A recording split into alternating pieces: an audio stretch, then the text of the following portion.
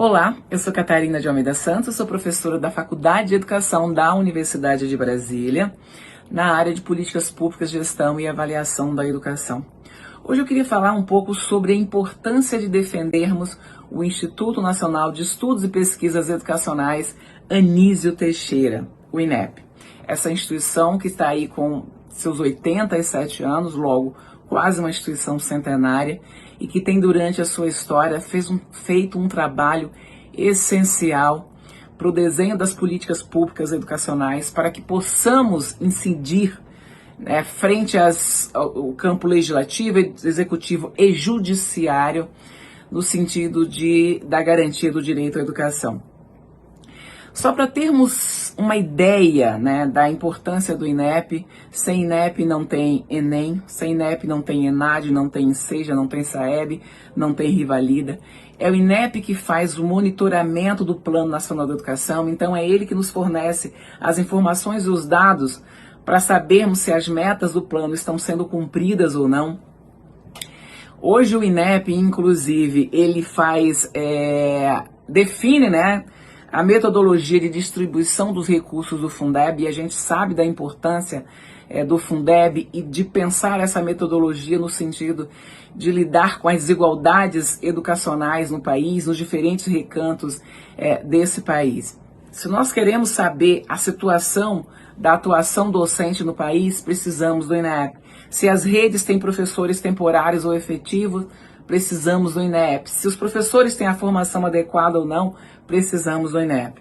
Então veja que o INEP é uma instituição fundamental na garantia do direito à educação.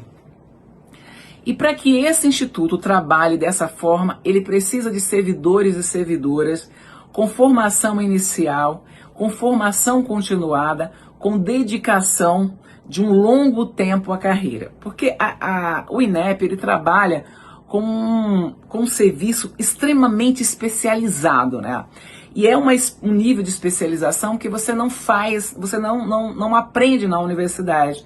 Na universidade você tem essa formação inicial, mas a especialização para lidar com aquilo que o INEP desenvolve depende muito do seu tempo de atuação nessa carreira e dessa formação continuada que se dá em estudos, que se dá em pesquisa, que se dá na atuação cotidiana desse trabalho. E é uma instituição também muito importante para que a gente tenha dados para cobrar dos gestores a sua atuação em prol da garantia de direito.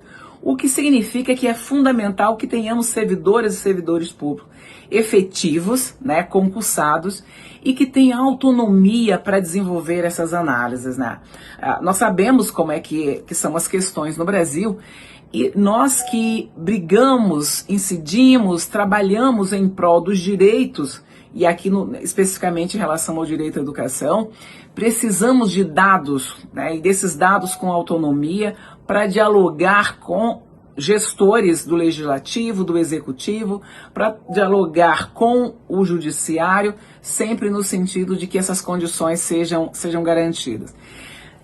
Então, nesse sentido, é fundamental que as servidoras e os servidores do INEP tenham essa autonomia de trabalho, mas que tenham condições de permanecer nas suas carreiras, que esse instituto tenha uma carreira atrativa, que a gente não tenha a fuga de cérebro do INEP indo para outros lugares em que a carreira não esteja estagnada como a do INEP se encontra hoje. Precisamos, enquanto sociedade, entendermos que o serviço público não existe para os servidores.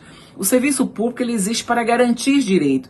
E os servidores, como o próprio nome já diz, são aqueles que servem ao Estado, no sentido de efetivar esse serviço público para que os nossos direitos sejam garantidos. Então, a defesa desse INEP autônomo, com servidoras e servidoras em condições de trabalho, com condições de trabalho e de permanência na carreira, é uma tarefa de todos nós, cidadãs e cidadãos brasileiros.